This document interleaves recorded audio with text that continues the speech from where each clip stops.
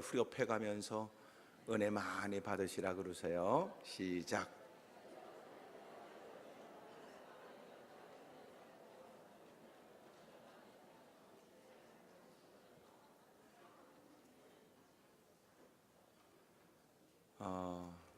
인사하지 않는 분들은 오늘 무슨 일이 있었는지 모르지만 어쨌든 이 밤 때문에 여러분의 무거운 짐이 다 벗겨지길 바라고, 또 이전보다 더한 일들을 만나도 넉넉히 이길 수 있는 힘을 지닐 수 있기를 바랍니다.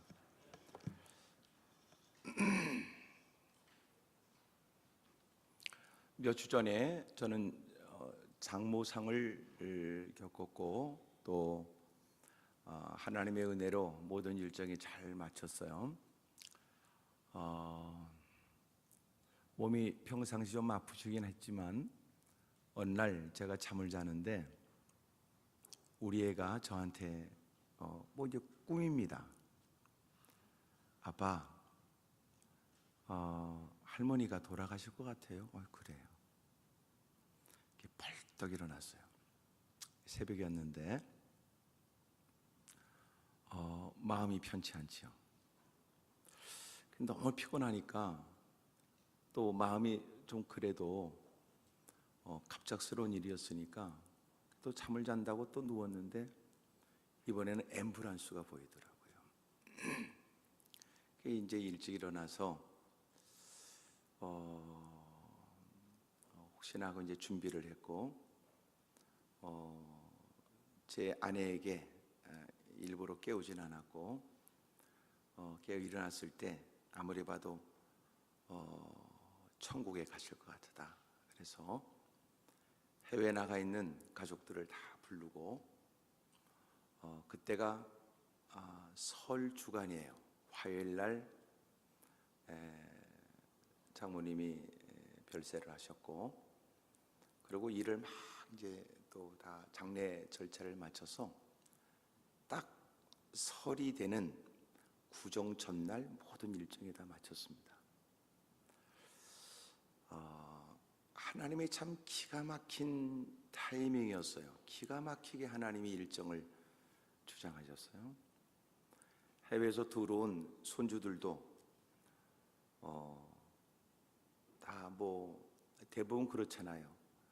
임종을 지켜보지 못한 채 또 다시 출국을 해서 그러고 나서 뒤로 임종하셨다는 얘기를 듣는 일들이 다반사인데, 하여튼 모든 일정을 기가 막히게 잘 마치셨어요. 그런 걸 보면 일본에서는 요새 젊은 사람들도 죽음에 관해서 강의도 듣고 배운다고 그러거든요.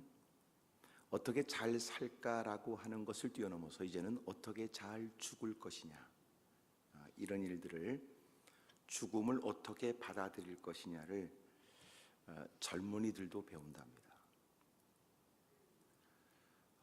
후손들이 다 모였을 때 마지막 임종을 다 지켜볼 수 있는 것은 얼마나 큰 은혜예요. 참 기가 막힌 타이밍이었어요. 하나님의 각별한 은혜입니다. 연세가 많이 드신 분들은 기도 많이 하셔야 돼요. 기도 많이 하셔야 됩니다. 누군가 이렇게 얘기했어요. 노인들은 반드시 죽는다. 젊은이들은 언젠가 죽는다. 이랬습니다. 사람은 다 죽는 거예요. 여러분, 아멘 안 해도 다 죽습니다. 다 죽습니다.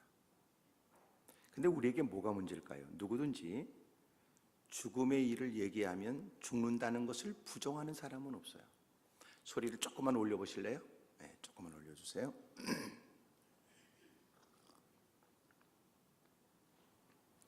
앞에 찬양단들 모니터를 끄니까 저는 좀 살만해요. 여러분도 지금 소리가 정확하게 더 들릴 수 있다고 생각이 됩니다.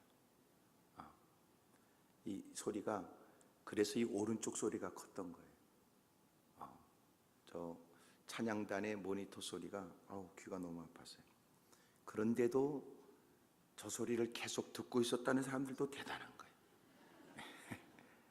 저 음악을 하면 귀가 이상이 생겨요. 귀에다 이어폰을 꽂고 사는 사람도 청력이 이상이 있어요. 그러니까 TV 볼륨이 점점점 올라가는 겁니다. 청력은 이미 망가지면 회복하는 건 불가능해요. 그래서 될 수 있으면 소리를 적정 수준을 찾아내는 게 사실 쉽지 않지만, 될 수 있으면 소리를 너무 큰 소리보다는 웬만한 소리로 해야 돼. 너무 크면 청력이 다칩니다. 아주 힘들어요. 소리는 다 잘 전달되지요? 예.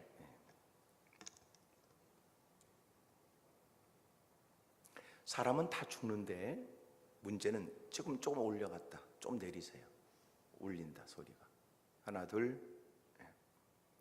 사람은 반드시 죽는데 문제는 죽음을 준비하지 않는데 문제가 있습니다. 대부분 후회가 되는 대부분의 이유는 죽을 줄 몰랐기 때문이 아니라 지금 죽을 줄 몰랐기 때문입니다. 그러니까 100% 후회가 되는 이유는 준비를 안 한 겁니다. 준비 중에 하나는 날마다 주님 앞에 섰을 때, 히브리서 9장 27절에 사람이 한 번 죽는 것은 정한이 치지만 그 다음에 심판이 있다. 그러므로 종말은 두 가지예요. 주님이 오시면 끝이고, 또 하나는 내가 주님께 가는 겁니다. 언제 갈지 몰라요. 주님이 오시는 것을 계산하다가 죽는 어리석은 자가 없길 바랍니다. 문제는 주님이 우리를 불러서 우리가 주님께로 가는 거예요. 거기는 나이와 관계없어요. 평상시에 그의 건강함과 관계가 없어요. 어느 순간 갑작스럽게 예기치 못한 순간이 우리에게 다가올 수 있다고요. 그래서 날마다 준비하는 방법은 날마다 자신의 죄를 청산하는 겁니다. 날마다 자기를 살펴가며 사는 거예요. 제 아내가 고향이 청주예요. 근데 이상하게 나는 이곳에 오면 제 아내를 제가 오랫동안 같이 살았기 때문에 여러분과 무척 가깝게 느껴질 줄 알았더니 전혀 반응 없는 걸 보니까 전혀 낯설게 느껴져요. 여러분들은 그것이 일상에서 당연한 일일지 모르지만, 하지만 저는 낯설게 느껴지는 이 분위기에 여러분이 나를 그냥 꼬나만 보고 있다, 이렇게 생각이 들어요. 이런 피체 간의 오해가 없도록 여러분도 나름대로 반응을 보여주세요. 아멘 하기가 안 되면 오른손을 들기로 한다든지 발을 막 구르기로 한다든지 등등의 표현을 해서 소리가 잘 여러분들에게 전달되고 있다는 걸 알려주셨으면 좋겠습니다. 하여튼 아멘만 잘해도 삶이 좋아질 거예요. 적어도 하나님 말씀이 증거될 때 지나가는 사람 붙들고 하나님 말씀을 증거한들 그들이 그 말씀을 진지하게 경청은 하겠습니까? 그런 중에도 말씀이 무시되고 외면당하는 때에 하나님의 전에서 하나님 말씀을 하나님 말씀이라고 알아듣고 깨달아 반응하는 모습을 주님이 기뻐하고, 또한 하나님 말씀을 하나님 말씀으로 받아 아멘하면 그 하나님의 말씀이 내 역사가 돼요. 이거를 누이 좋고 매부 좋고 또 꼭 먹고 알 먹고 마당 쓸고 돈 죽고 도랑치고 가재 잡고, 이야 님도 보고 우와. 거기다 또 하나가 있는데 배 먹고 이빨 닦고, 이런 말도 있어요. 아멘만 잘해도 피차 간의 관계가 좋아져요. 무슨 얘기를 알아들었다는 뜻이며 그런 일에 호응한다는 뜻이니까 피차 관계가 좋아져요. 주님이 우리를 부르시기도 하고 주님이 오심으로 끝이 되거든요. 주님이 언제 오실지는 몰라요. 우리 역시 언제 이 땅을 떠날지 몰라요. 그래서 오늘이 마지막일지도 몰라요. 그러므로 그날을 준비하는 방법은 날마다 자기를 청산하고 사는 겁니다. 날마다 자기를 살피는 거죠. 얼마 전에 그런 생각을 했어요. 숨, 쉼, 섬, 뭐 이런 생각을 했어요. 여러분, 우리가 숨을 쉬어야 건강해요. 숨을. 특별히 근육을 단련시키는 운동도 해야 되지만 숨을 잘 쉬는 것도 운동이에요. 숨 쉬는 것도. 대부분 숨을 잔숨을 쉽니다. 하지만 숨을 깊게 쉬는 거예요. 쑥 집어넣었다가 그리고 쑥 내미는 거예요. 이 숨 쉬는 것을 잘해야 건강합니다. 또 하나는 설 줄 알아야 돼요. 질주하다가도 딱 설 때를 서야 돼요. 정지선에 서야 되는 자동차처럼 우리도 때로는 설 줄 알아야 돼요. 근데 설 줄을 모르는 거예요. 막무가내니까 문제예요. 막무가내니까. 때로는 설 줄 알아야 돼요. 또 하나가 쉴 줄 알아야 돼요. 우리가 제일 못하는 게 쉬는 걸 못하는 겁니다. 단 우리가 생각하는 쉼에 대한 생각은 딜이 노는 거예요. 쉼이라는 것은 자기를 살피는 계기를 삼습니다. 섬이라고 하는 것은 생각하며 사는 거예요. 여러분, 쉼을 가지면서 자기를 점검해야 돼요. 대부분 월요병이 왜 생기냐면 주일은 은혜 안에서 안식하여 자기를 점검하고 잘 가꿔야 되는데 섬과 쉼이 있는 주일이 되면 무엇보다도 자기를 점검할 뿐만 아니라 깊은 사고를 하게 돼요. 일을 하되 왜 일을 하냐고요. 무엇인가 분노하지만 왜 분노하냐고요. 제가 나사렛 대학에 적지 않은 시간을 겸임 교수로 있었습니다. 그러면서 제가 금요일 날 11시 설교를 마치고 광명에 있는 KTX역으로 빨리 가면 제가 시간에 딱 맞춰 강의 시간에 맞춰 갈 수 있는 시간이 딱 돼요. 부교육자에게 일정을 맞춰 KTX 열차표를 끊도록 했고 제가 끝나면 불이 나게 제가 차를 타고 역으로 갑니다. 탔습니다. 그런데 광명역으로 가는 길로 빠져나가야 되는데 고속도로에서 광명역으로 빠져나가는 길을 지나쳐 가는 거예요. 운전하는 우리 부교육자가 깜빡한 겁니다. 큰 덩치의 친구였어요. 해병대를 나온 대빵 큰 이따만한 거였습니다. 제가 어디 가냐고 그러니까 아차 그런 거예요. 그 다음에 길을 빠져나가는데 다시 KTX역으로 가는 데는 시간이 한참 걸려있기 때문에 몇 분을 다투는 시간에 전혀 그 시간을 따라 열차를 탈 수 있는 방법은 없었습니다. 제가 가방에서 다시 시간을 봤습니다. 열차표를 꺼내서 보니까 날짜도 잘못 끄는 거예요.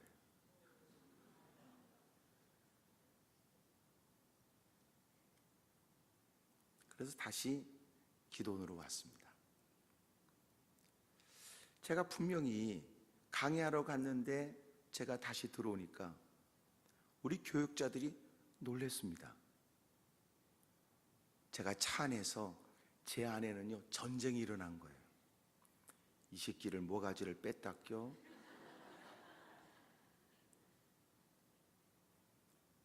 막 별 생각이 다 나요. 여러분도 이해하시죠? 이렇게 착해 보이는 목사가 화딱지가 날 때는 보통 일이 아니다, 이렇게 느껴지지 않습니까?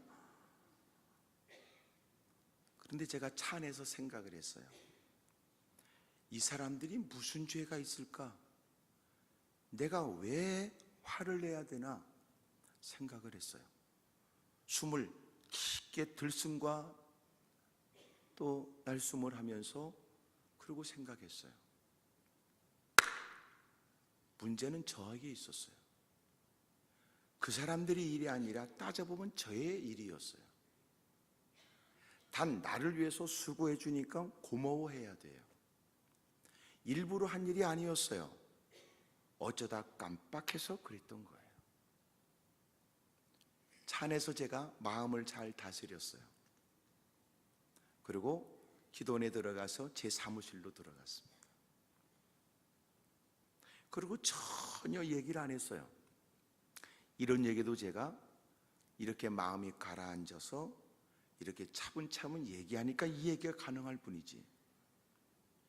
그러나서 우리 기도원 교육자들은 이런 얘기가 퍼졌어요. 우리 목사님이 착해졌다, 이렇게.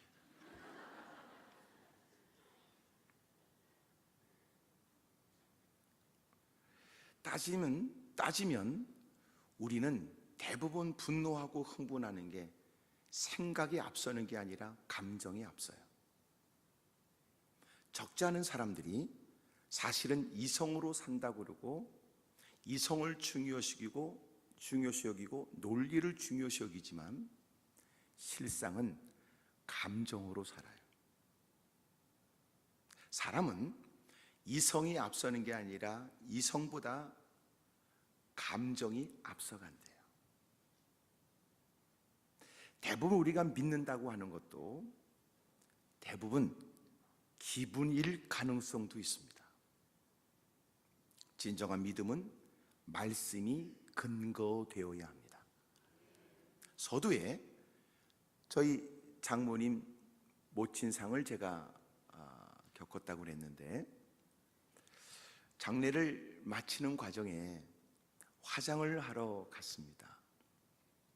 화장터에 화장 신청서가 있는데 화장 신청서의 제일 밑에 보니까 고인과의 관계 이렇게 써 있더라고요. 불현듯 저는 그 고인과의 관계라는 단어를 보면서 이런 마음이 들었어요. 우리가 천국문에 다다르게 되었을 때 혹 묻는다면 예수님과의 관계는 이렇게 물을 것이다. 우리 아이를 불러서 그것을 보여주고 제가 얘기했습니다. 고인과의 관계, 이것이 마치 하나님과의 관계는 예수님과의 관계는 이라고 묻는 것 같지 않느냐? 우리가 이 땅에서 열심히 분주하게 애쓰지만 결론적으로는 예수님과의 관계는 뭐가 있습니까? 선자노릇하라고 귀신을 쫓고 이적을 행해 무사람이 이목을 끄는 사람이긴 하지만 예수님과 무슨 관계 있습니까? 다수의 사람들에게 대단한 믿음의 열정을 가졌다고 불려지긴 하지만 정작 주님 앞에 가게 되면 주님과의 관계는 어떻습니까? 누구보다 대단한 헌신을 하고 있지만 예수님과는 무슨 관계 있습니까?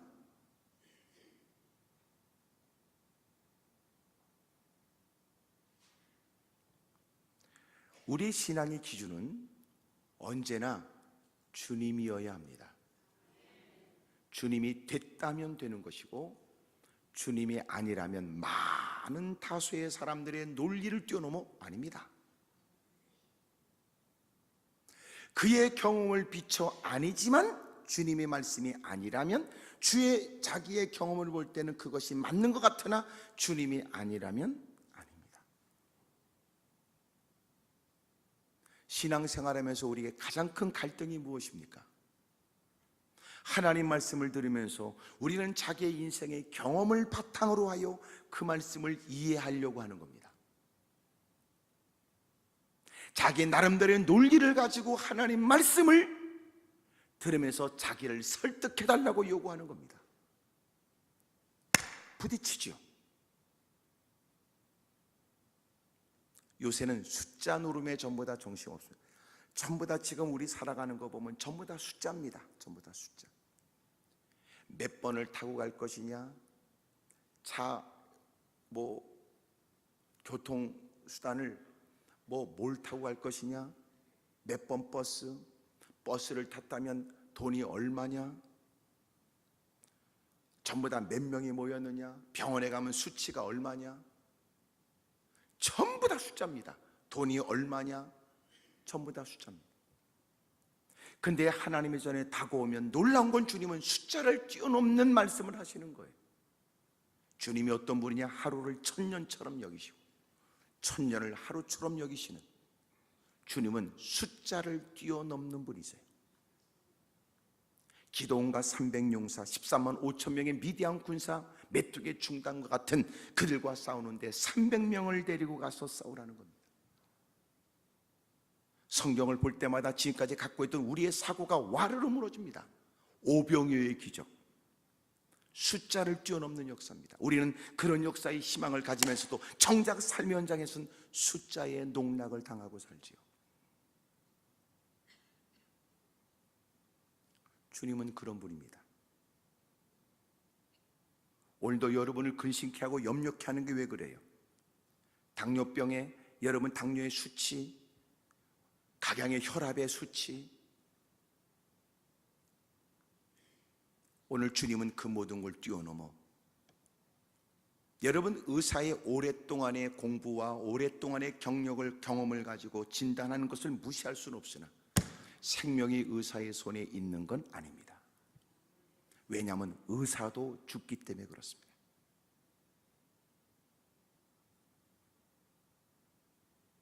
세상에 죽을 일은 많잖아요. 어떤 사람은 암에 안 걸리기 위해서 조금만 문제가 생기면 병원에 가서 또 진료를 받고, 그리고 결과가 나올 때까지 막 고민하고, 드디어 여러분 이상 증세가 없는 것 같은데도 몸에 느껴지는 이 불편함과 고통스러운 문제에 종합검진을 받고 MRI, CT를 다 찍고, 드디어 검사 결과가 나올 때는 심판받는 자의 두려운 마음으로 가지고 가서 앉아서 얘기 듣고, 놀라운 건 의사가 말하기를 괜찮습니다. 그 나이에 이런 건 있을 수 있어요. 몸 관리 잘하십시오. 괜찮습니다.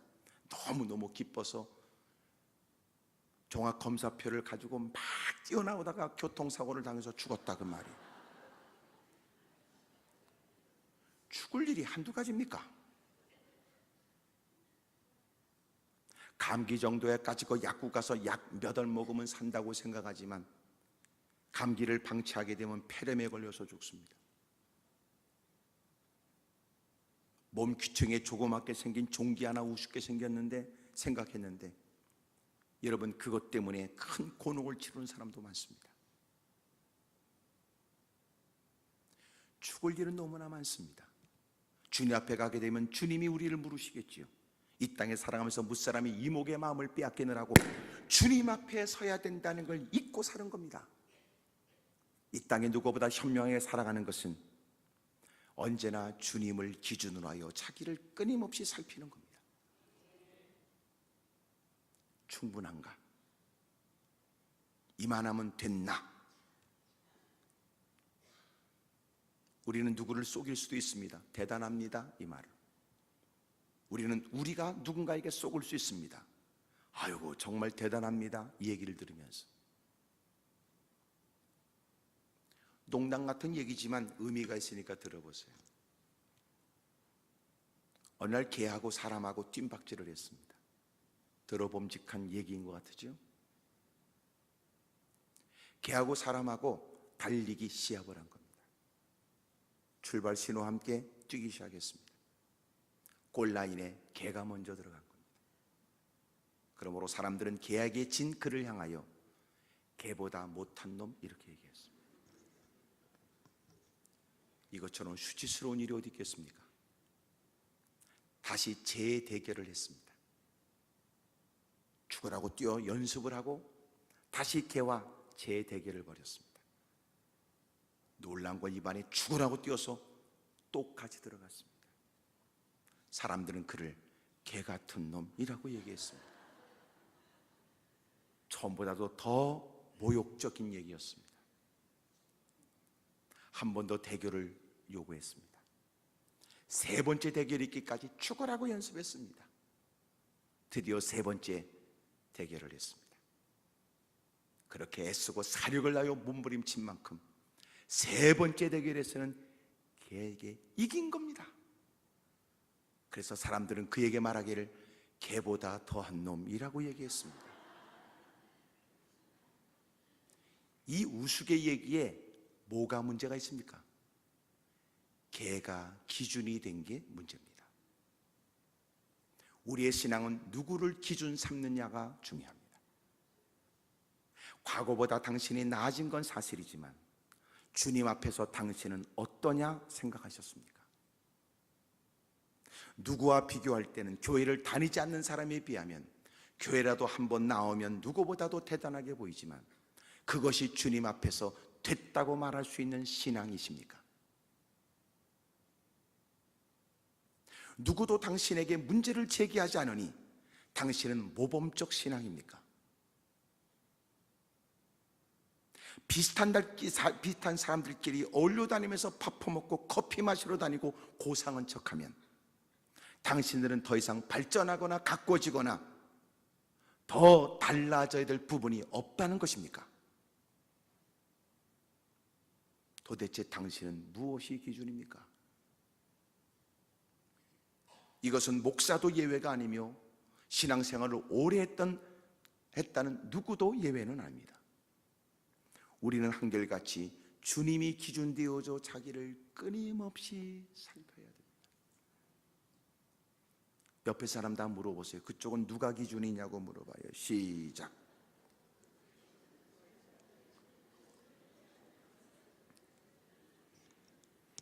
대답하기 곤란할 때는 웃는 게 낫습니다.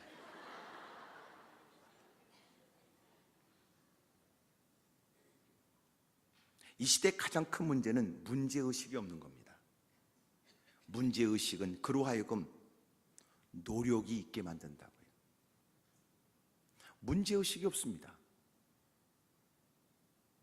이 시대의 가장 큰 문제를 또 따진다면 무엇보다도 무지한 문제가 아니라 강팍함의 문제입니다. 다 알고 있습니다. 그런데도 그는 달라지지 않습니다. 이제 배짱만 늘어납니다. 여러분은 과연 교회를 출입한 횟수가 늘어날수록 착해질까요? 예수님을 믿는 해가 거듭될수록 당신은 더 순수해질까요? 처음 믿을 때보다 구원의 날이 가까운 지금 우리는 구원을 받았으며 구원의 그날까지 구원을 이루며 살아야 될 사람이에요. 주님이 우리를 건져내 주셨으며 주님을 배울 그날까지 이 땅에서 성화의 과정을 거쳐나가야 될 사람이라는 거예요. 죄와 피 흘리기까지 싸워야 합니다.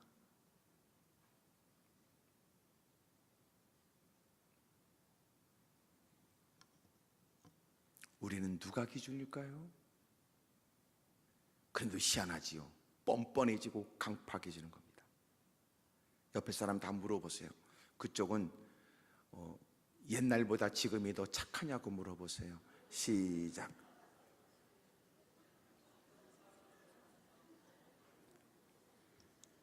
대답하셔야 돼요. 쥐뿔이나 이렇게.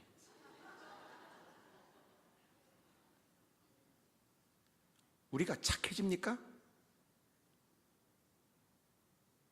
핑계가 늘어난 겁니다. 명분만 만듭니다. 순수했던 때는 회개하라고 가르쳐주고 죄를 지적하면 사람이 부끄러워 어찌할 바를 몰랐습니다. 저 내면 안에서부터 주여 라고 하는 탄식 소리도 있습니다. 얼마큼의 시간이 지나 고쳐야 될 걸 고치지 않으면 이제는 고치라고 말하는 게 싫습니다. 그때부터는 내가 아무리 목사가 고치라고 해도 고칠 수 없는 이유 10가지, 20가지를 만듭니다. 정도가 지나치면 이제는 목사님이 그런 말하는 게 싫습니다.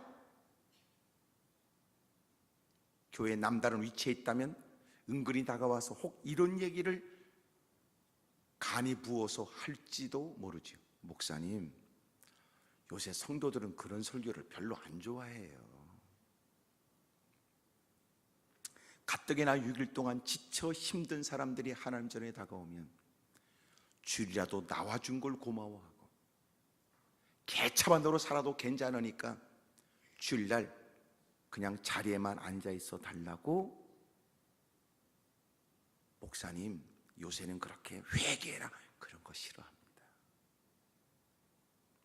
목사가 그런 얘기를 전혀 모른 척하면 그는 서서히 이제는 교회를 옮길 생각까지 하죠. 아무리 봐도 나는 다른 교회에 다녀야 되겠다. 혹 누군가는 목사에게 이런 협박도, 목사님 아시지요? 이 주변에 교회가 많다는 걸. 그래서 성도가 그 얘기하기 전에 목사는 먼저 얘기해야 돼요. 좀 더 넓게 시야가 탁 트여 보이는 곳으로 성전의 꼭대기로 올라가, 그리고는 그 집사를 데리고 늦은 밤에 다 둘러보게 하고, 아무개 집사, 여기 이렇게 봐, 교회가 많지? 근데 하필 왜 내 옆에서 그렇게 속삭여? 이렇게도 얘기해 줄 수 있는 권한이 있다면, 용기가 있다.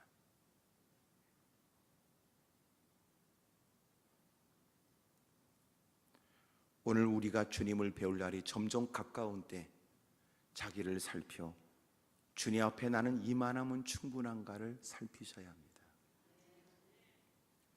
옆에 사람 다 물어봐요. 그쪽은 어떻게 생각하냐고 다 물어보세요. 시작.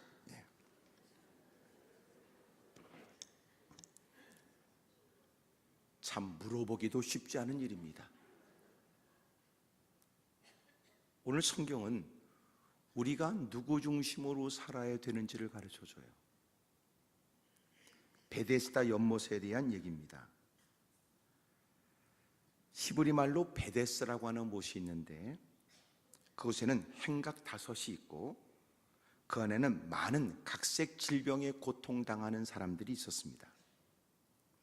왜 그곳에 그들이 있었는지, 그 이유는 세상에 더 이상 치료가 안 되는 사람, 물질이 있어도 돈은 허비하되 방법이 없는 사람들, 오랜 병실에 가족들로부터 외면당하는 사람들, 견딜 수 없는 고통에 마지막 희망을 가진 사람들, 이곳에 찾았던 이유는 어느 날 불시에 천사가 내려와 물을 동하게 하면 누구든지 먼저 뛰어들어가는 사람은 치료를 받는다는 얘기 때문입니다.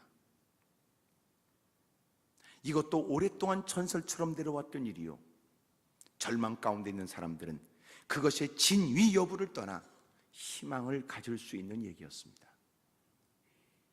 다수의 사람들이 그곳에 있었으니 여러분, 그 모습은 보기에도 끔찍하거나 악취가 진동했거나 참으로 누구라도 그곳에 좀 더 머물러 있기를 원치 않는 장소입니다. 예수님이 그곳에 가셨습니다. 그리고 주님은 38년 된 병자를 보셨습니다.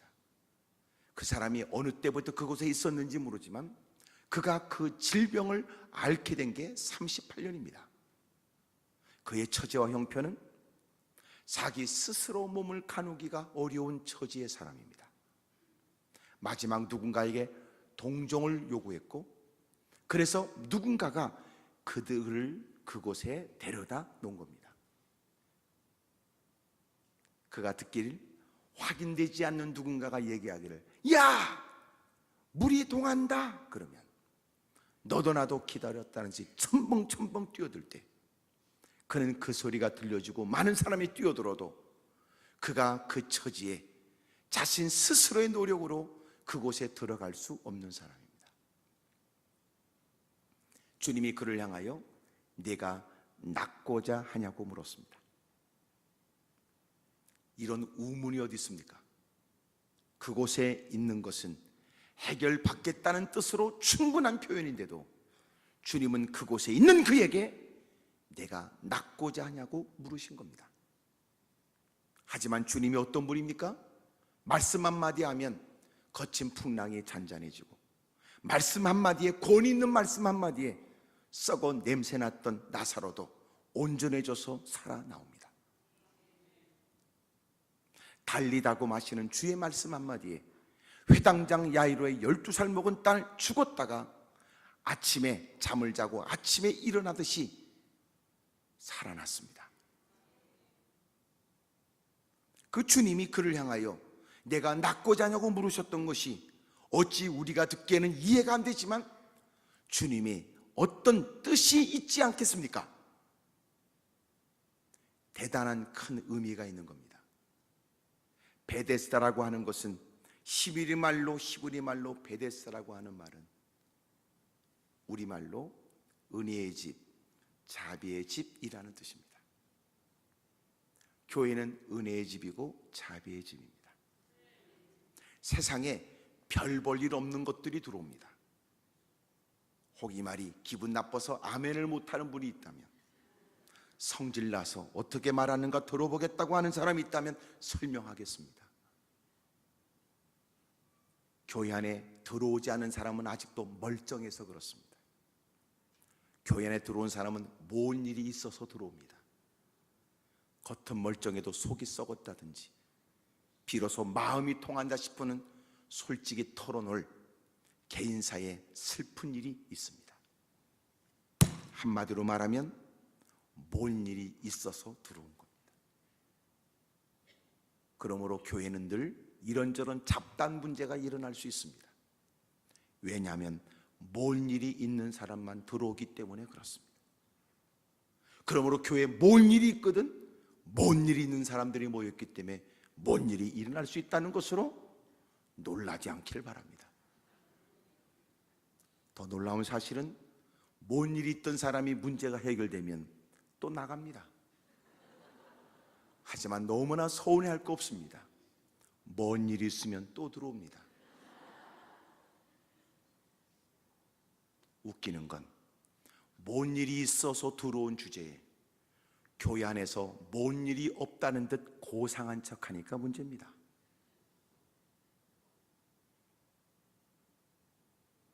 따져보면 하나님의 도움이 필요하고 무릎 꿇으면 눈물 쏟을 일이 한두 가지가 아닙니다.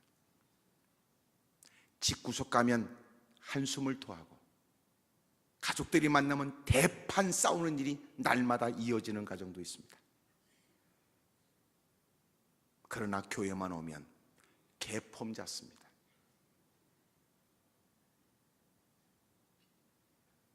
밖에서는 당당하게 살지 못하는 사람이 교회만 오면 이상한 짓 합니다. 주님 앞에 은혜가 필요하다고 고개를 떨궈야 될 사람이, 하나님의 은혜가 필요하다고 절박함으로 주의 이름을 불러야 될 사람이, 예배를 마쳐도 난 그냥 돌아갈 수 없다고 몸부림쳐야 될 처지, 끼리끼리 모이면 밥 퍼먹고 희낙낙거리고 쓸데없는 시간을 허비합니다. 그리고 집에 가면서 이미 어깨는 축 처져 있고 집에 가서는 불평과 원망이 많고 교회 안에서 보지 못했던 이해할 수 없는 일들을 일상에서 행합니다. 진정한 신앙생활은 교회에서 하는 게 아닙니다. 그리스도인의 정체성은 교회 안에서 확인되는 게 아니라 교회 바깥에서 확인됩니다. 그러므로 너희는 세상의 빛이요 세상의 소금이라고 말씀했습니다. 빛이 무엇입니까? 빛은 탁월한 것을 말합니다. 소금은 무엇입니까? 독특한 것을 의미합니다. 하얀 가루가 다 짠맛을 내는 게 아닌 것처럼, 여러분 캄캄해진 밤에는 멀리 있는 빛이 여러분 유난스럽게 보일 수 있는 것처럼 주님은 우리를 빛이고 소금이라고 말씀하시되 세상에서 그렇답니다. 아멘 안 하는 여러분을 또 설명하기 위해 주님이 가르쳐 주시는 것, 너의 착한 행실을 세상에 보여 그들조차도 네가 믿는 하나님께 영광을 돌리도록 만들어야 된답니다.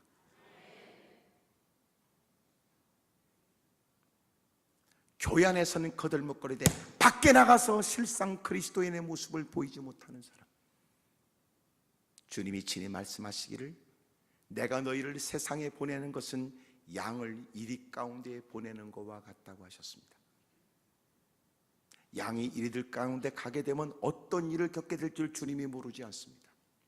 희롱을 당하고 조롱을 당하고 시달릴 테고, 급기야 그들이 허기진 배를 채우기 위해서는 여러분 주저함이 없이 양을 잡아먹을 겁니다.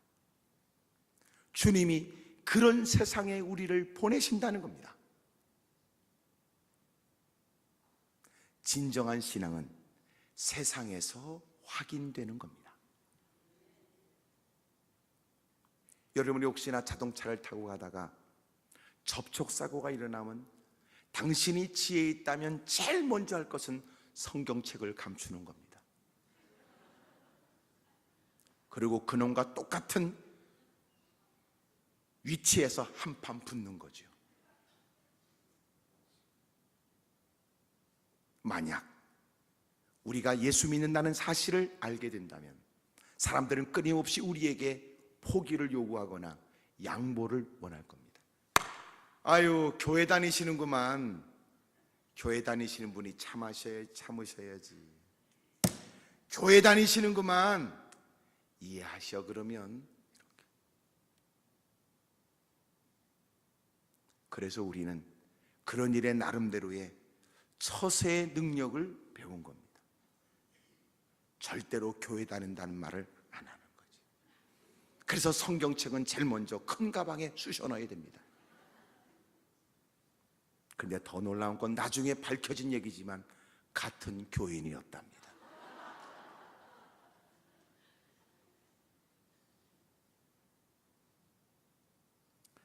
교회 안에서 착한 척 하는 것처럼 역겨운 일이 어디 있어요? 지가 무슨 자격으로 다른 사람을 함부로 얘기합니까? 실제적 신앙생활은 밖에서 해야 되는 거라면 교회는 거듭된 훈련을 하는 겁니다. 세상에 전사처럼 나가기 위한 훈련장이요, 혹독한 훈련을 받고 여러분 가혹한 지적을 수용하며 기꺼이 자기를 가꾸는 일에 힘쓰는 겁니다. 문제는 거꾸로가 됐습니다. 끼리끼리 비슷한 사람들끼리 앉아 밥 퍼먹고 희낙낙거리면 신앙생활이 다입니까? 그래서 주님이 38년 된 자에게 물으신 겁니다. 은혜의 집, 자비의 집에서 누가 봐도 예배를 드린다고 하면은 은혜를 사모하여 온 듯한 그에게, 예배를 참석한 사람이라면 주님의 뜻을 알고자 하는 사람이라고 여겨지는 그에게, 38년 동안 교회를 다녔거나 수십 년, 몇십 년, 몇 년, 십수년을 다닌 듯한 그에게 열심히 꾸준히 예배 자리에 있다면 누구보다도 하나님의 뜻을 알고자 하며 누구보다도 주님의 은혜를 절실하게 필요로 하는 사람이라고 여겨지는 듯한 그에게 주님이 물으시기를 너 왜 왔니? 이렇게 물으시는 거예요.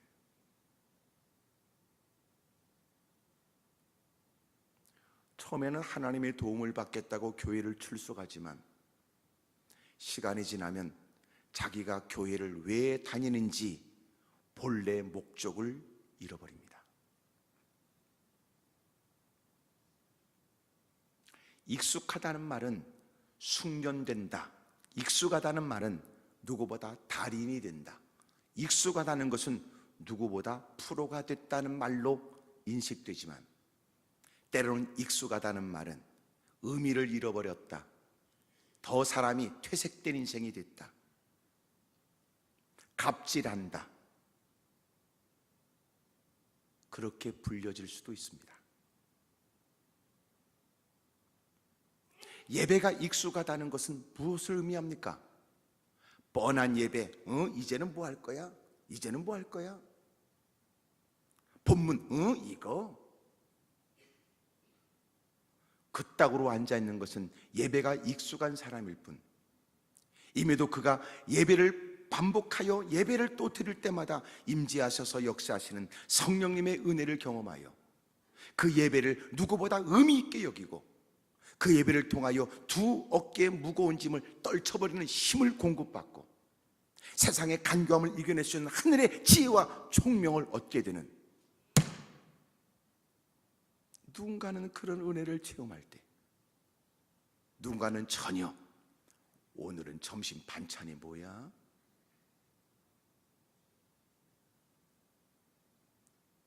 오늘 누구 왔어? 예배 시간에 모가지 빼고 둘러보는 것들은 그런 것들이에요.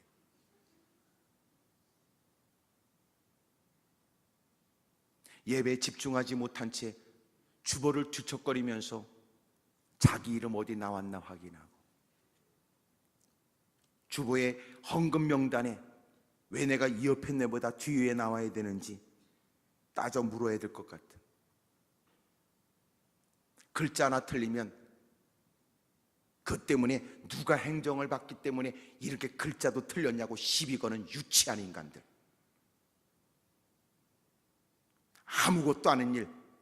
그래서 솔직히 세상에 괜찮은 사람이 교회 안에 들어오면 교회처럼 유치한 데가 없다는 거예요. 왜 그런가 보니까 세상엔 그 복잡하고 어려운 일도 술잔 몇 잔 왔다 갔다 하면 풀어지는 일에 교회는 술을 안 먹어서 그러더라고요. 유치하기 역겹기 짝이 없는 일들이 많아요.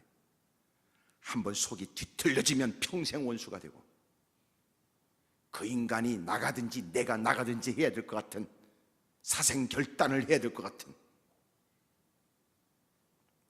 여기야 뭐 수준이 있으니까 청주야 그러겠습니까?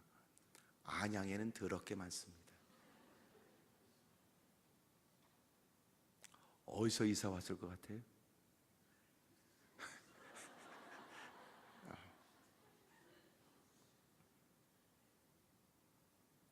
참 우리가 유치하게 신앙생활, 그 하나님의 지극정성에 이 땅에서 어떤 표현으로도 그 사랑을 말할 수 없으니 10자식이 있는들 한 자식을 내놓을까?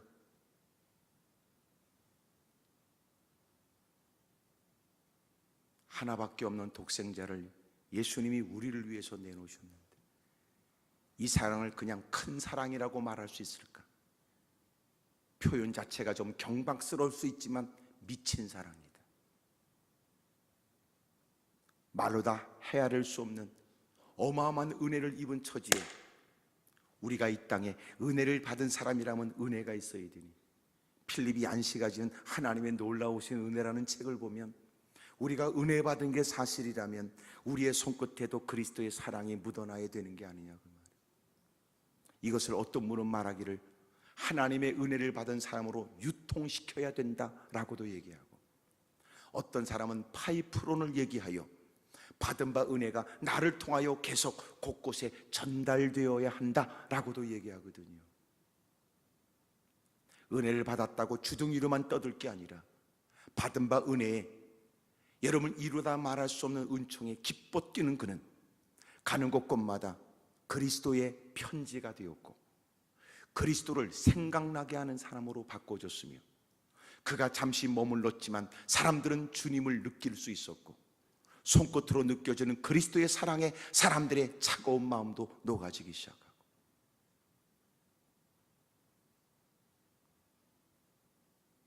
거짓말쟁이, 가짜 엉터리, 목사든 장로든 권사든 집사든 나발이든, 나발은 성경에 나발이 나오기 때문에 나발 그러는 거예요.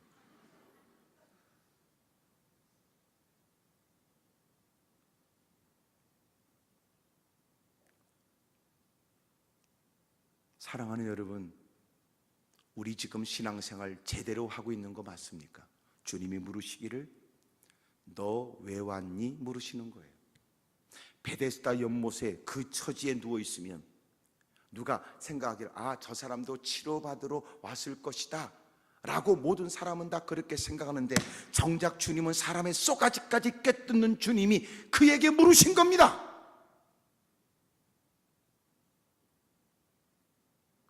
당신은 왜 이곳에 있으며 당신은 뭐 때문에 꼬박꼬박 예배에 동참하십니까? 어느 날 교회를 출석하고 놀라운 것은 그 사람이 그곳에 앉는 것은 지정석은 아닌데도 앉다 보면 지정석이 되잖아요. 꼭 그래서 늦게 와도 비끼라고 그러면 피차다 양해하고 비껴주는 일들, 늦게 와도 꼭 앞에 자리 거기까지 와서 앉지 않으면 내 자리가 아닌 것처럼 느껴지고, 그만큼 교회 생활은 익숙해지지만 정작 네가 교회를 왜 나왔는지를 주님이 물으시는 거예요. 하나님의 은혜가 필요하냐? 너는 주님의 은혜를 얻고자 하느냐?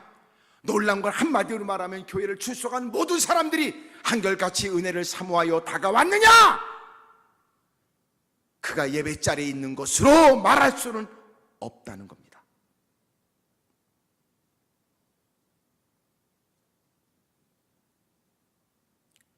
한 번은 이런 얘기도 들었습니다. 어느 교회, 그리 크지 않은 교회인데 지금은 이렇게 항대상 앞이 이렇게 열려 있고 또 사람이 가운데 들어올 수 있도록 통로가 있지만, 조그만 교회 같은 경우에는 가운데 의자가 있고 양쪽으로 통로가 되는 그런 구조상 그렇게 의자를 놓을 수밖에 없어서 하는 경우도 있거든요.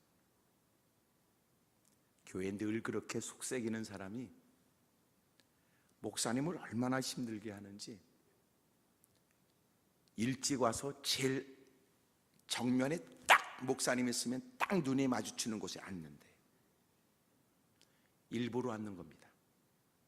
목사님이 설교하면 딱 팔짱을 딱 끼고 다리를 딱 꼬고 목사님 말씀하면 픽픽거리고 앉는 겁니다.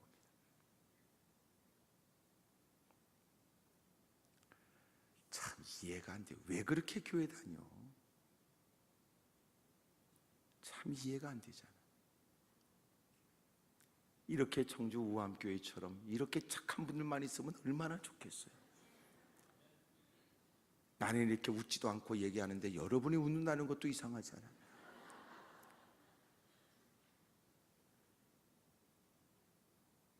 여러분, 제가 여러분들을 만날 때마다 교회를 결정하는 것 때문에 고민하는 분들에게 내가 이런 얘기를 합니다.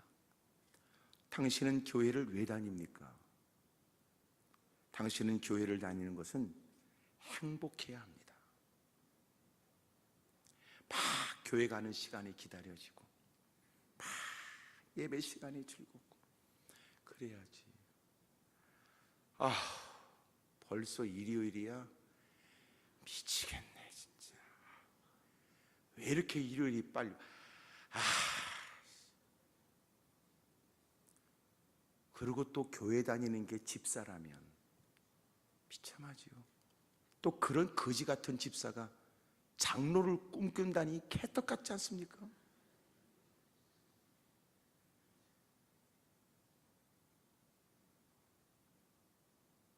주님이 물으신다고요. 하나님의 전에서조차 너 교회 왜 나왔어? 너 여기 왜 있는 거야? 너 무엇 때문에 이곳에 있어? 이렇게 질문하세요. 여러분도 이 질문에 답하셔야 합니다. 주님, 저 주님의 은혜가 필요해서 왔습니다.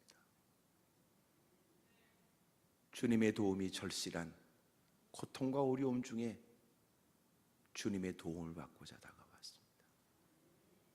하나님 없이 미치도록 살았지만 아픈 만큼 깨달았고 고난 만큼 알게 됐습니다. 주님밖에 없다는 걸.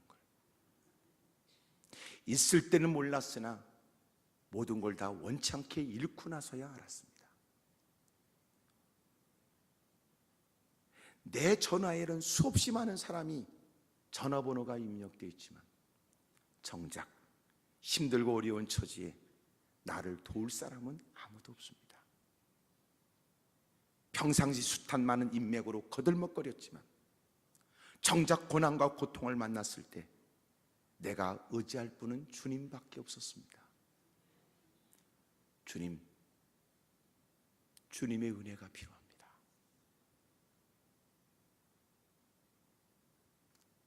여러분, 이런 마음이 우리 모두의 마음이어야 한다는 거예요. 이게 예배자의 마음이란 말이에요. 이게 진정코.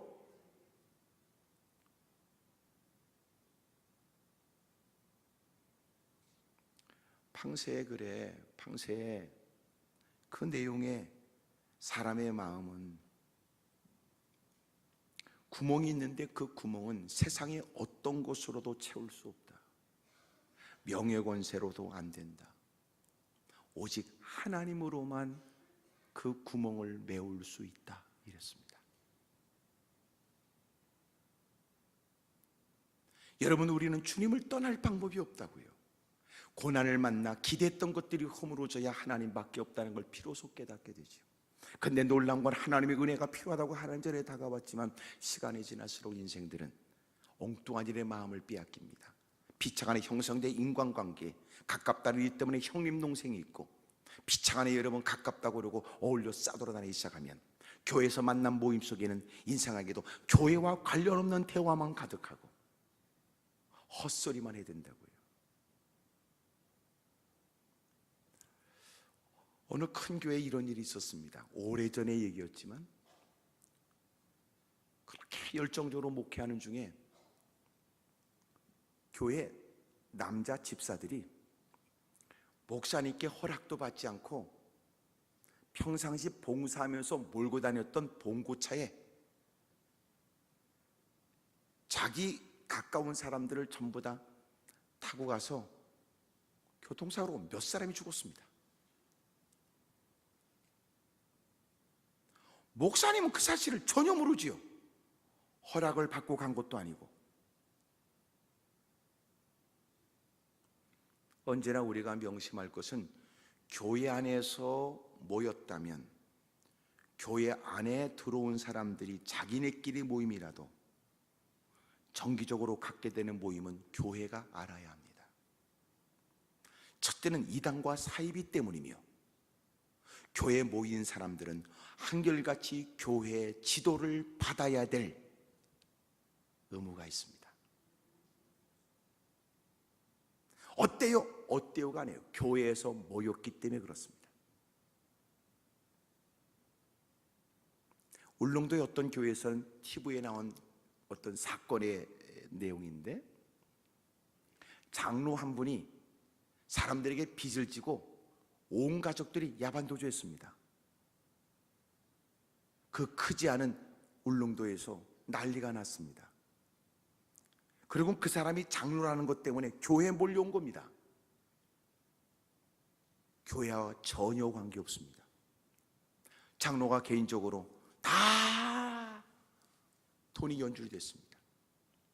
개인적으로 돈을 빌렸지만 사람들은 그가 교회의 장로기 때문에 믿을만 해서 줬습니다. 교회가 이제는 어려움을 겪게 됩니다. 방송국에서 카메라를 가지고 왔습니다. 제가 직접 봤는데 목사님은 앞에서 소파에 앉아 앞에 탁자가 있고 탁자 밑으로 카메라가 켜져 있습니다. 목사님과 대화가 있는데 그 대화는 문자로 이렇게 나오더라고요. 목사님이 말씀하시더라고요. 그분이 우리 교회 장로님인 건 사실이지만 그분 장로님이 행한 일은 교회와 전혀 관련이 없다는 걸 해명했습니다.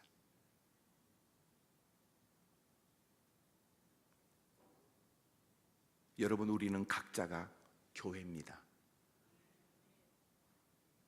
나 때문에 우암교회가 나쁜 이미지를 가질 수 있다는 생각을 갖게 된다면 우리는 더 바르게 살려고 애쓰겠죠.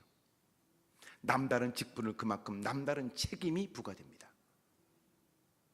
교회 안에서 모이는 것은 교회가 다 알고 있어야 합니다. 개한다고 그러고 자꾸만 물질과 얽매여지면 반드시 개판이 됩니다. 혹시나 여러분 가운데도 그런 일이 연관되어 있거든 좋은 말 할 때 빨리 끊는 게 좋습니다. 이렇게 분위기가 안 좋은 거 보면 몇 개가 있다는 게 분명합니다. 교회는 철저히 신앙적 관계여야지 돈과 관련되면 안 됩니다. 나는 이런 얘기를 얼마든지 할 수 있습니다. 어느 교회 집회를 갔습니다. 목사님이 이런저런 얘기를 하다가 목사님이 걱정스러운 근래에 있었던 얘기를 했습니다. 교회에 아주 말도 없고 참 그렇게 조용히 열심히 잘 신앙생활을 이쁘게 멋지게 하는 집사님입니다. 교회 나온 지 얼마 안 된 분이 그분과 같은 구역이 됐습니다. 얼마큼의 시간이 지나 이미 먼저 교회 나온 그 집사님에게 돈을 빌려달라고 했습니다. 다급한 목소리였습니다. 그리고 아주 긴급한 상황의 일들을 얘기했습니다. 그 착한 집사님이 그를 어떻게 돕고 싶었습니다. 자기에게 돈이 없습니다. 그리고는 다른 사람에게 얘기해서 돈을 빌려다가 빌려줬습니다. 그리고 피차간에 은행 이자만큼이라도 은행 이자에 조금 더 자기가 뭔가를 담당하겠다고 그러고, 그리고는 서로가 얘기를 해서 돈을 잘 빌려줬습니다. 문제는 돈을 갚지 않는 겁니다. 돈을 자꾸 독촉하게 됐습니다. 그래서 어쩔 수 없이 이 사람에게 왜 돈을 안 갚냐고 얘기했고, 자기가 돈을 빌려서 줬으니까 자기가 이자를 갚습니다. 몇 년의 시간이 지났습니다. 이제는 돈 빌려간 사람은 이제는 배째라는 겁니다. 더 견딜 수 없는 고통은 교회에서는 천연덕스럽게 교회 봉사를 합니다. 더 놀라운 사실은 사람들을 끌고 다니며 대접도 합니다.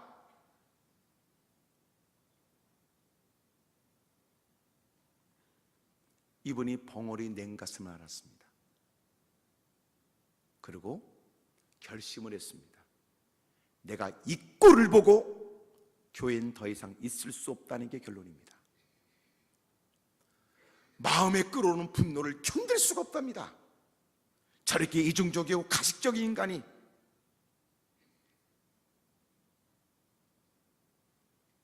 그리고 그 거친 성격에 상상을 초월한 자기를 대하는 모습에 너무나 힘들었습니다. 그래서 목사님께 그 사연을 얘기했습니다. 목사님, 저 교회 떠나야 되겠습니다. 깜짝 놀라서 물었던 내용이 그런 내용입니다.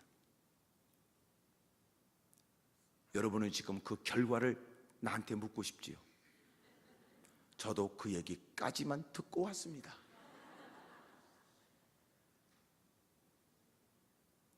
어떻게 하면 좋을까요?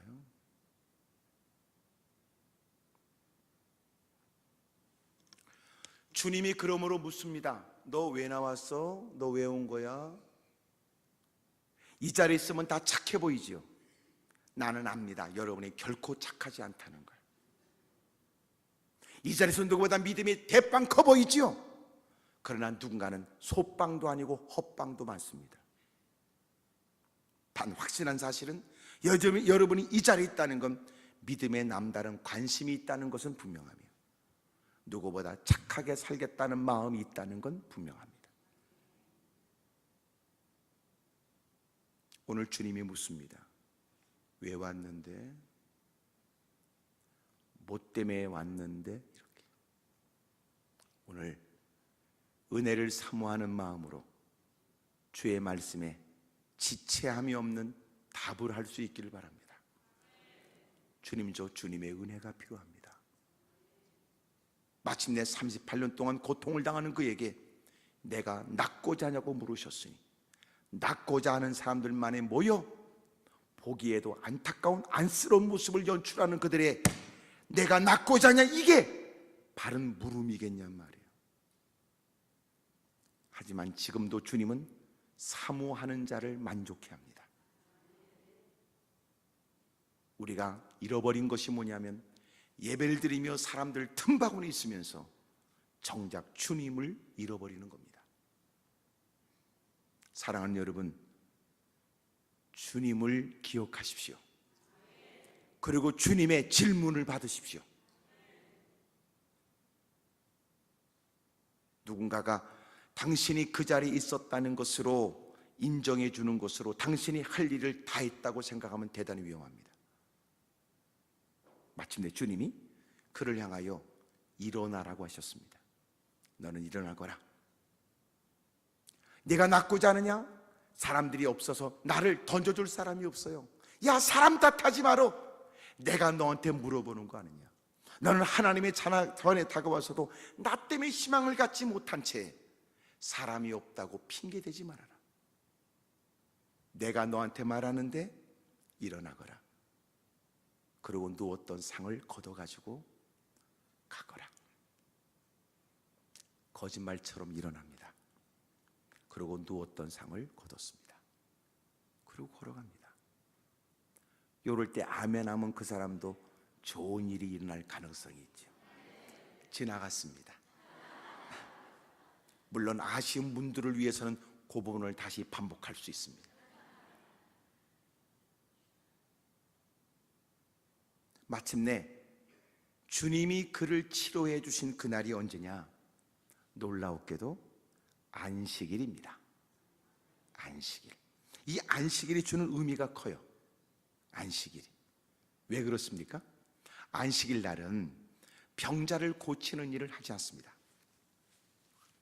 죽을 병이 아니라면 더더욱 그렇습니다. 그런데 그는 치료를 받고 누웠던 상을 거둬가지고 갑니다. 장로들의 유전, 그들이 스스로 율법을 지키기 위한 새 책으로 만든 것은 율법을 잘 지키기 위해 그들이 오랫동안 일상에서 어떻게 율법을 잘 지킬까 고민하면서 그들은 급기야 한 손에 물건을 들고 다른 손으로 받으면 괜찮은데 던졌다가 그 손으로 받으면 죄라는 겁니다. 심리를 가려면 심리를 계속 가면 안 되고 오리를 갖다가 앉았다가 가야 된다는 겁니다. 오리까지는 허용이 되니까. 한 번은 제가 잘 아는 목사님이 뉴욕에서 어느 날 유대인 이웃이 자기를 불렀습니다. 아, 미스터 킴, 왜 그러냐고 가봤습니다. 그랬더니 스위치를 켜달라고 그러더래요. 토요일인데 자꾸 스위치를, 불을 켜는 해가 뉘엿뉘엿 넘어가니까 스위치를 켜달래요. 물었습니다. 네가 켜면 되지 왜 나보고 켜달라고 그러냐? 우리는 안식일을 지켜야 되기 때문에 이렇게 킴으로 율법을 어길 수 없다고 했습니다. 하나님께 죄를 지을 수 없다는 거였어요. 켜줬을까요? 안 켜줬을까요? 생각 없는 여러분, 대답도 안 하고 가만 나를 쳐다보고 어차피 목사님이 할 거 목사님이 알아서 하세요.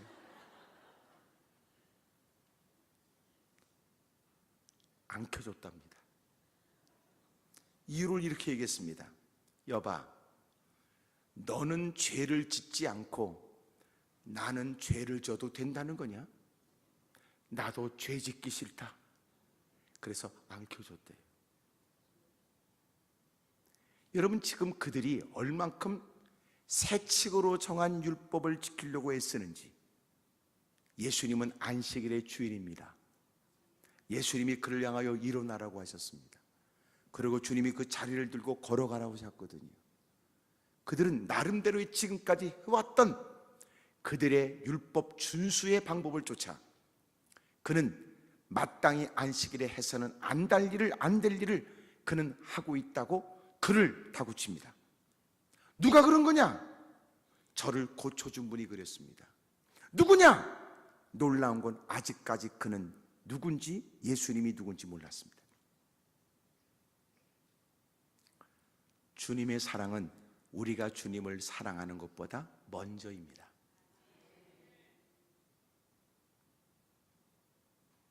주님이 그를 치료했는데 놀라운 건 주님이 말씀으로 그의 문제를 해결해 줘요.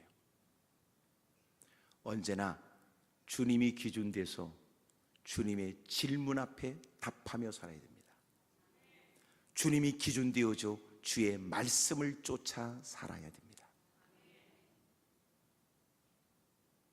몇 주 전의 일이었어요. 예배를 마치고 났는데 어떤 분이 막 울면서 왔어요. 알고 보니까 이분이 누워서 힘겹게 살다가 제 유튜브 설교를 계속 듣고 있다가 기도원에 올라와서 은혜 받아야지.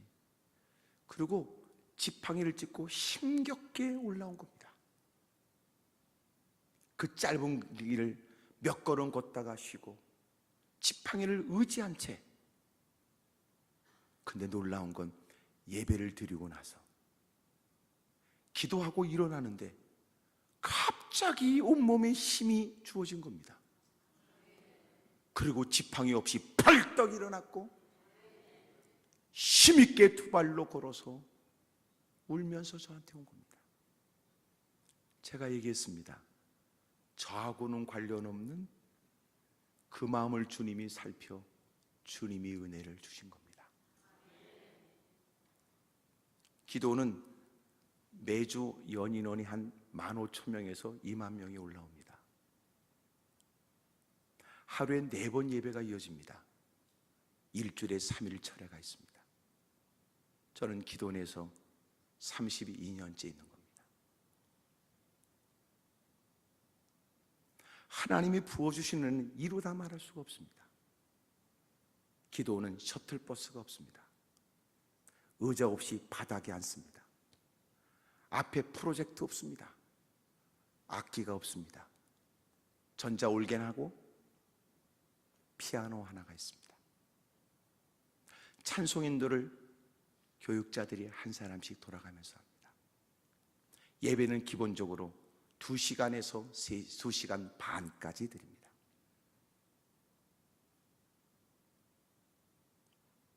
부흥될 이유가 없습니다. 광고도 안 합니다. 하나님이 부어주신 은혜가 있을 뿐입니다. 눈을 쑤신다든지 잡아뜨리는 거 없습니다. 후려 팬다 그런 것도 없습니다. 하나님 말씀이 증거되고 말씀 붙들고 기도합니다. 역사는 주님이 하시는 겁니다. 저도 오랜 세월 부흥회를 다닙니다. 여러분들이 어떻게 하면 헌금을 긁어낼 수 있는지도, 어떻게 하면 재밌게 하는지도 미친 짓은 안 합니다.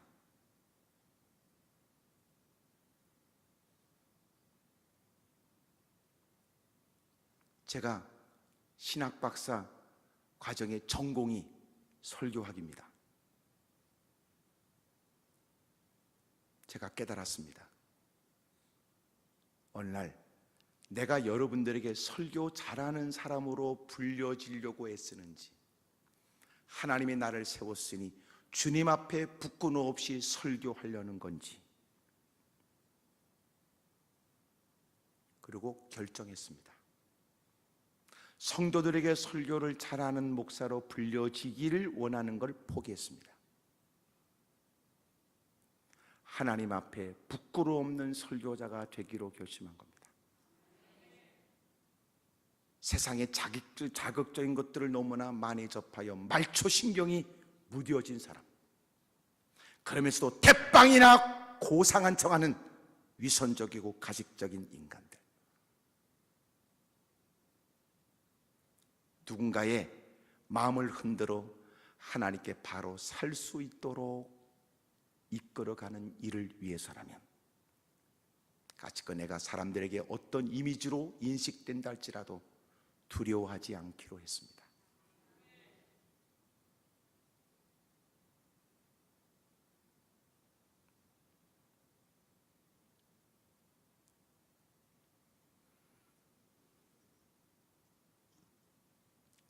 우리 신앙생활 잘해야 됩니다.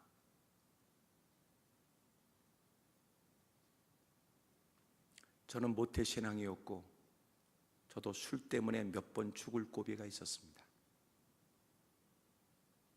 세상에 재밌게 노는 것도 무슨 말인지 압니다. 끝내주게 논다는 게 무슨 말인지 압니다.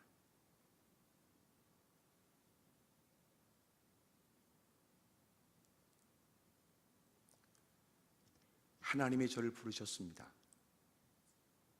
제가 응할 수가 없었습니다. 이유는 내가 누구보다 나를 잘 알기 때문입니다.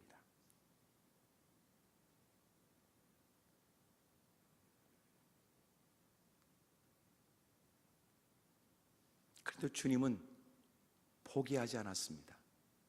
누군가가 그래서 표현했듯이 마치 하나님이 한 사람을 항복시키기 위해서 거룩한 사냥개 마냥 그를 끝까지 추격하여 항복을 받아내시고야 마는 하나님. 자격 없는 처지에 손살에 쳤지만 그래도 주님이 내게 끊임없이 요구했고, 제가 모통에 가서 긴 못을 끄집어내고 그리고 바닥을 푹 찌른 게 아니고 세게 눌러봤습니다. 더럽게 아프더군요. 하나님, 적어도 주의를 하려면 주기철 목사님처럼 대못을 받고 송판을 뒤집어 기꺼이 주님을 향한 마음에 그 송판을 밟아가면서라도 주님을 섬겨야 되는데 저는 못합니다. 눈도 커서 겁도 많습니다. 사람이 말도 잘 못합니다. 소심합니다. 저는 자격 없습니다. 하나님은 아무 말씀도 안 했지만 어느 날 이미 별세하신 어느 목사님의 설교를 듣겠습니다. 일제 치하에 그는 순사 앞에 가서 이렇게 외쳤답니다. 주님을 믿는 믿음으로 순교하고 싶은 그는, 순교를 최고의 영광으로 여겼던 그는 그에게 천황을 욕하며 난 오직 주님만 섬길 거라고 외쳤으니 그의 이유는 그렇게 해서라도 순교를 당하는 걸 최고의 영광으로 여겼기 때문입니다. 그는 마침내 그가 기대했던 대로 끌려갔으며 대빵 얻어 터졌으며 거기다가 순사한테 얼굴을 바싹 들이밀고 곧다구로 얘기할 때는 무슨 꿍꿍이가 있었을 거라고 생각하여 고문을 가하며 꿍꿍이를 알아내겠다고 순사는 악감정으로 더 지독스러운 고문과 고통을 가했습니다. 그래도 그는 순교할 각오로 들어왔으니 순교하겠다는 마음으로 주님을 시인했고 주님을 고백했습니다. 그러자 그 일본 놈이 말이에요. 나도 이거 고쳐야 돼. 왜 일본 그러면 분이라고 안 되고 자꾸 놈이라고 자꾸 붙여지는지. 근데 그 놈이 대나무 껍질을 싹 벗기더니 그 대나무 껍질을 손톱 밑으로 박더랍니다. 이게 무슨 말인지 잘 모르는 분들은 집에 가서 부부끼리 서로 피차 한 번씩 해보시기를 바랍니다. 얼마나 아팠는지. 결국은 예수님 안 믿겠다고 했답니다. 뭐 하러 들어갔다고? 순교하러. 근데 예수님 안 믿겠다고 그러고 초죽음이 돼서 밖에 버려졌습니다. 나중에 목사님이 되셔서 그분이 그 고백을 설교 중에 하시는데 많은 사람들은 그 얘기를 듣고 와 하고 웃었지만 저는 그날 통곡했습니다. 하나님이 제게 들려주는 음성은 니까짓 게 네 맘대로 순교를 하냐 이놈아? 깨달았습니다. 순교는 주님의 허락이 있어야 합니다. 두 번째로 순교는 주님이 주시는 힘으로 해야 됩니다. 세 번째, 순교는 그 사람의 힘으로 버텨낸 결과가 아니고 이것은 하나님이 뜻한 바가 있고 주님이 공급한 힘으로 감당한 그 일에 주님이 영광을 받으시는 거였습니다.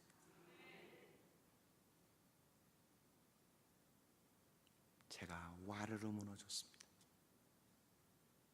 그저 제가 할 일은 오늘 주님이 가라고 하는 그 길을 걸을 뿐이요, 오늘 주님이 하라고 하는 일을 하는 것이 내 몫의 일이라고 생각했습니다. 그리고 자격 없는 제가 목사가 된 지가 이렇게 30년이 넘으니까, 그리고 요새 깨닫게 됩니다. 오늘도 여러분을 만나면서 주님이 제 마음에 주시는 마음은 어떻게 나 같은 인간이 목사가 될까? 이런 저에게 주님이 들려주시는 건 이렇게 여러분을 보게 하시면서 너하고 비슷하지, 이렇게 가르쳐 주더라. 정도 차이는 있지만 우리 모두는 은혜 속에 있을 뿐입니다. 그 일을 맡게 된 것은 은혜일 뿐입니다. 맡은 자가 해야 될 것은 충성밖에 없습니다. 예수님이 기준 돼야 됩니다. 예수님이 너 왜 왔어? 라고 질문하시는 질문에 답하셔야 합니다. 이제는 그 예수님의 말씀을 최고의 결정적 정답의 말씀으로 깨달아야 합니다. 정통과 전통은 다릅니다. 정통은 말씀입니다. 전통은 인간이 만든 것입니다. 그러므로 정통을 갖고 전통을 살펴야 합니다. 그것이 종교개혁입니다. 그리고 개혁은 이미 개혁된 것으로 끝난 게 아니로 지금도 계속 개혁되어져야 합니다. 2017년도는 종교개혁 500주년의 해였습니다. 우리는 계속 개혁되어져야 됩니다. 하나님 말씀에 비춰 바르지 못한 것을 개선할 마음이 있고 주님의 지적을 쫓아 고칠 마음이 있어야 되며 쉽지 않은 일도 주님이 원하신다면 기꺼이 포기할 준비가 돼 있어야 합니다. 그게 진정한 예배자입니다. 자기가 아니면 아닙니까? 네가 불편하면 아닙니까? 순종이 뭔가 보세요. 하나님이 우리에게 말씀하시기를 순종을 10가지를 하라고 말했는데 5가지는 내 마음에 들고 5가지는 내 마음에 안 든다면, 진정한 순종은 마음에 안 드는 5가지도 해야 순종입니다. 그런데 자기가 마음에 드는 5가지만 하면서 순종이라고 말하면 안 됩니다. 그건 뭐라고 그럴까요? 10가지 중에서 5가지는 내 마음에 들고 5가지는 마음에 안 들어서 자기가 마음에 드는 5가지만 하기로 했다. 이걸 뭐라 그래요? 내가 물어보는 거니까 뭐라고 쭝얼쭝얼 하세요. 그걸 뭐라 그래야 돼? 그것은 네 마음대로 사는 거라고 그래요. 하거나 하지 않을 것을 네가 결정하는 거니까. 순종은 종된 입장에서 결정은 주인이 하고 우리는 결정을 쫓아 하는 게 종의 일이에요. 어느 순간은 내가 하고 싶은 건 하지만 내가 하기 싫은 건 안 한다고 하는 사람들이 하고 싶은 일을 하면서 순종처럼 가장하면 안 됩니다.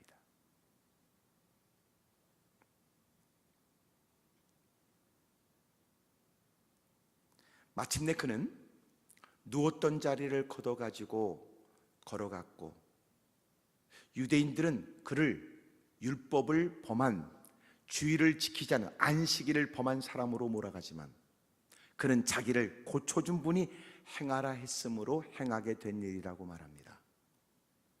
드디어 성전에서 예수님을 만났습니다. 예수님이 말씀하지요. 너 더 심한 것이 생기지 않도록 죄를 짓지 말라고 했습니다. 언제나 주님이 기준되어야 됩니다.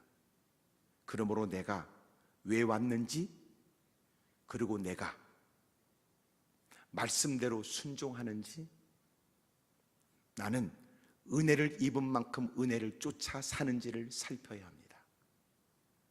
치료받으면 끝일까요? 위급한 문제를 해결받으면 끝일까요?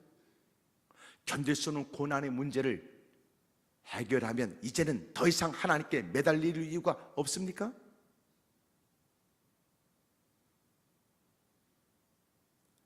간증이라는 건 필요하지만 간증의 위험성도 있습니다.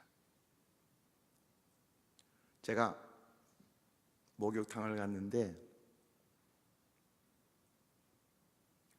이발하는 분이 저 이발을 하면서 이야, 얼마나 말이 많은지 말이에요.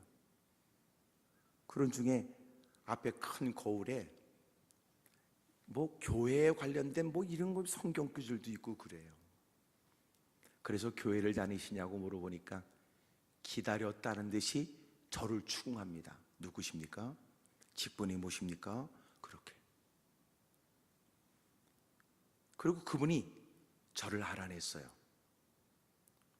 지금 한 교회가 한 10,000명 정도 모이는 교회에 그분은 집사님이고, 제가 그 전에 집회했을 때 그 큰 교회 멀리서 저를 봤던, 설교를 듣고 은혜 받았던 것을 기억해냈습니다. 그리고 그분이 하는 얘기가 자기가 교회를 어떻게 다니게 되는지를 얘기하면서 간증 얘기처럼 한 거예요. 놀라운 건 간증하러 다닌 거예요. 그 교회에서 간증을 했고 또 다른 교회에서 간증자로 불렀던 겁니다. 결론은 이제는 간증을 안 다닌답니다. 제가 물었습니다. 왜 간증을 안 다니세요? 목사님, 이 간증을 다녀보니까요, 간증이 자꾸 길어지더라고요. 왜 길어질까요? 자기 말이 덧붙여지는 거예요. 그래서 간증이 제일 좋을 때가 언제냐면, 간증은 곧 따끈따끈할 때가 진짜입니다. 서론, 본론, 결론이 잘 가꿔지지 않은 그때가 진짜입니다. 근데 그때 은혜의 감격은 다 잃어버린 채 사람들을 어떻게 감동적으로 느끼게 할까 말이 늘어나게 된답니다. 제가 그랬습니다. 집사님, 간증 다니지 않는 거 잘하신 겁니다. 간증자들 가운데 거짓말장애도 많거든요. 혹시나 여러분 기억합니까? 냉동실에 들어갔다가 살아난 사람, 어떤 예편네 권사 얘기. 여기 연세가 있으신 분들은 한때 테이프가 막 테이프 돌아다니고 테이프가 막 늘어지면 냉동실에 집어넣었다가 빼면 다시 또 들을 수 있다는 얘기까지 해가면서 복사를 해가면서 열심히 웬만한 사람 다 들었어요. 알고 보니까 거짓말. 그래도 그 뻔뻔한 예편네는 이렇게 얘기했어요. 그래도 어떻습니까? 거짓말이라도 그 테이프 듣고 회개한 사람이 있었는데.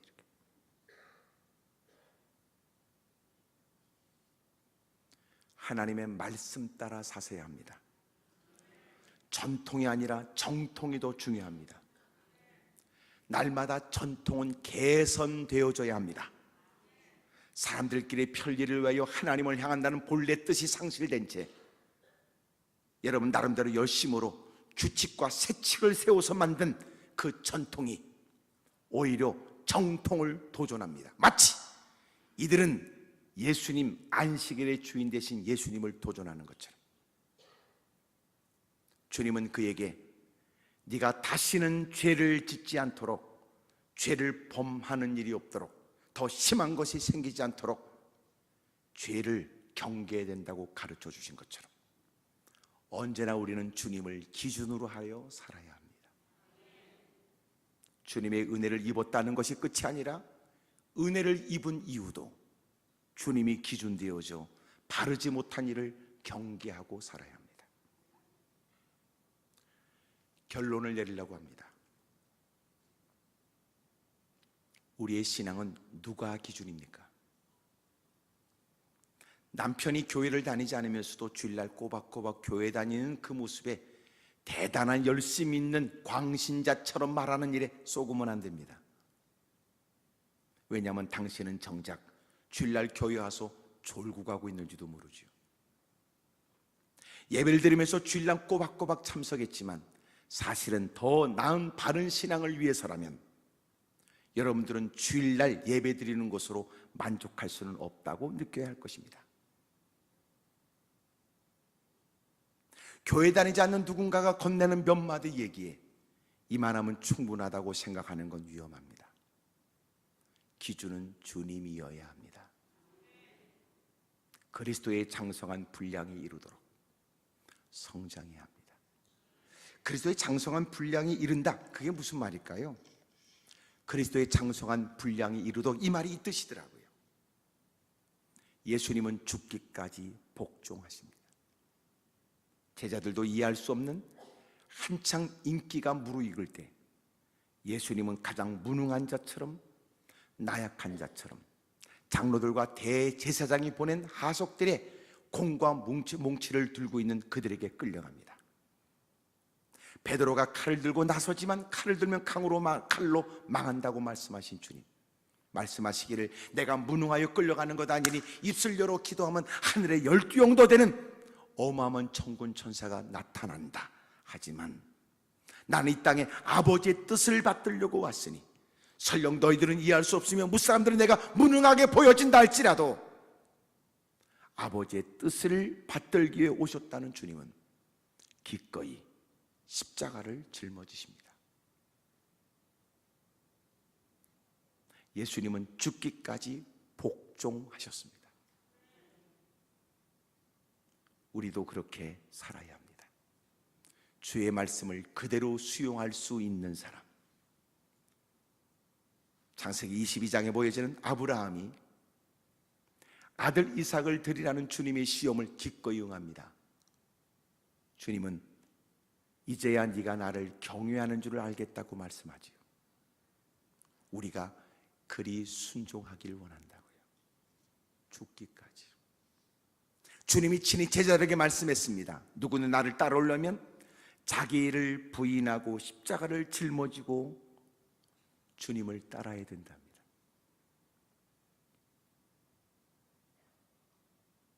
아멘 한마디 없는 빈 들판에 저는 서 있지만 구석진 곳 누군가라도 깨어나기를,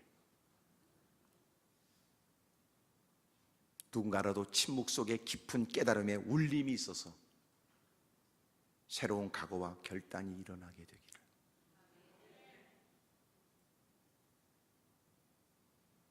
저도 숱한 세월 설교를 많이 했기 때문에 별짓을 다 해본 사람이에요.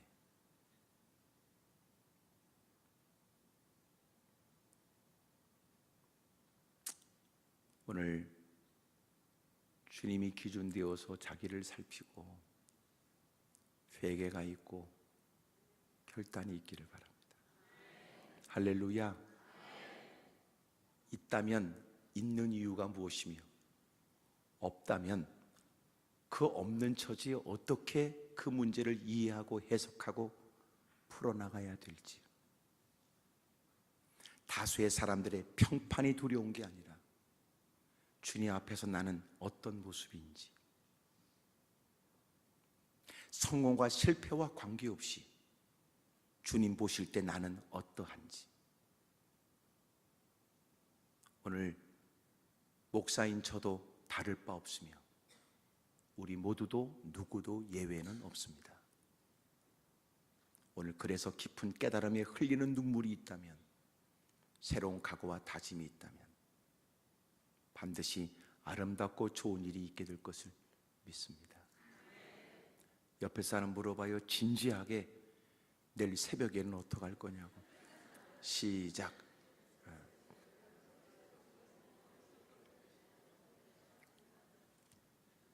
늦게 끝나 집에 가서 새벽에 나오는 것도 쉽지 않겠지만 일찍 시작하면 더 좋을 뻔했는데 이렇게 어차피 늦게 시작해서 늦게 끝나는 것을 여러분이 이해해야지. 왜 늦게 끝냐고 나를 그렇게 쳐다보면 곤란합니다. 나도 쌈박하게 주일 설교처럼 하려면 할 수 있으나 오랫동안 의뢰받겠다고 준비했던 시간, 나도 간단하게 할 줄 몰라서는 아니나 여러분들이 좀 더 좋은 기회로 삼고자 갖게 되는 성회이기 때문에 여러분들이 은혜를 받았으면 좋겠다, 그런 마음으로 얘기합니다. 나는 다 땀이 나고 땀에 다 젖었지만 여러분은 다 영혼 없는 대답만 하는 것 같고, 요새 애들처럼 무슨 얘기를 하면 얘 이 대답을 빨리 하더라고. 그래야 잔소리가 빨리 끝날 것 같으니까.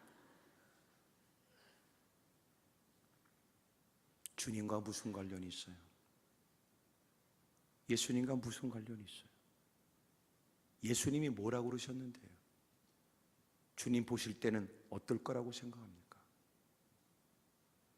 다수의 사람들에게 이목을 끌었다고 착각하지 말아요. 그래서 제가 결심한 거예요. 내가 다수의 사람들에게 대단하게 불려주지 않아도 나는 괜찮다. 주님 앞에 부끄럽지 않도록 살아야 되겠다. 결심하여 좀 시간이 좀 지난 듯해도 여러분이 약간 나를 그렇게 썩 좋지 않은 시선으로 봐도 내가 이 얘기로 한마디 더 하고 마무리합니다. 예수님이 기준 되어야 합니다. 기도하겠습니다.